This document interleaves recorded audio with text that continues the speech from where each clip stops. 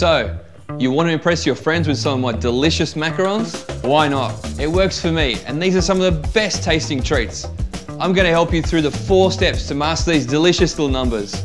Now you'll need about 50 minutes, which includes the prepping time. So let's get cooking. Okay, so we need 2 baking trays, some baking paper, a dark marker pen, and the tracing ring that came in the box. The prep will take about 10 minutes. First thing we're going to do is make a piping guide. Cut the baking paper the same size as the trays and then lay it down flat with the curly side up. Using the tracing ring, trace out the inner circles. This helps you to make the right size macaron shells every time and avoids them sticking together if they're too close to each other. Remember, the spacing is really important. Flip it over and place it in the tray. Curly side down, and the paper will sit flat, ready for piping.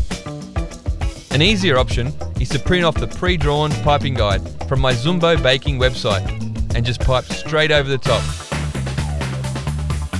Getting the exact measurements is the first pressure point in creating your macarons.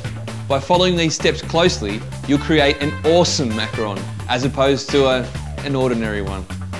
The meringue mix is super sensitive, so make sure you use clean metal or glass bowls and not plastic. Plastic bowls can trap in oils and affect the mix. Whip the meringue mix and water with an electric mixer on medium speed. This is soft peak, this is stiff, and this is what you want.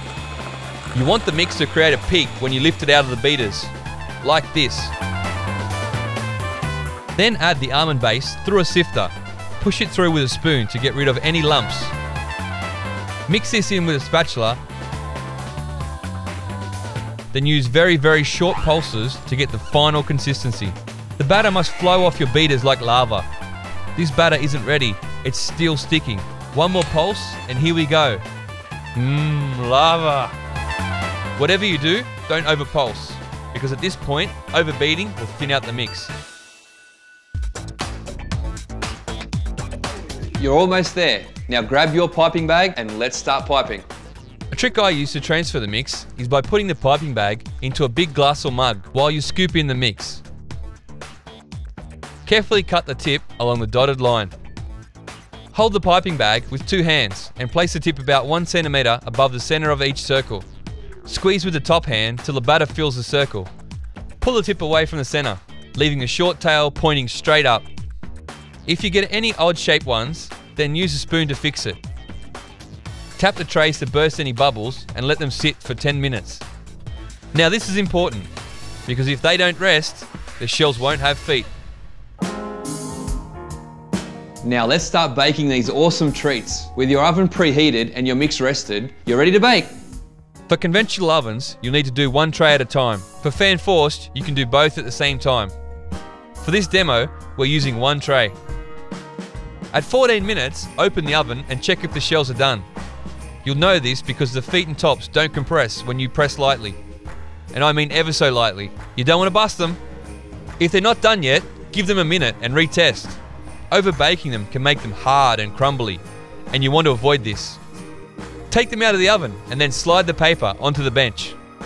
Once the shells are cool, carefully peel them off and arrange the best 30 into 15 matching pairs. Now leave them to cool completely and go and prepare your filling. We're down to the last step. You can almost taste them. When you're making the caramel filling, just give it a quick massage to warm it up if it's feeling a bit hard. Add the butter and whip it up until light. Remember to start slowly so it mixes evenly. An optional step is to stir through some salt flakes.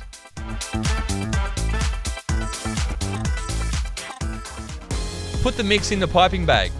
Pipe onto 1 shell and sandwich together. And voila! The mighty macaron, the instant friend magnet.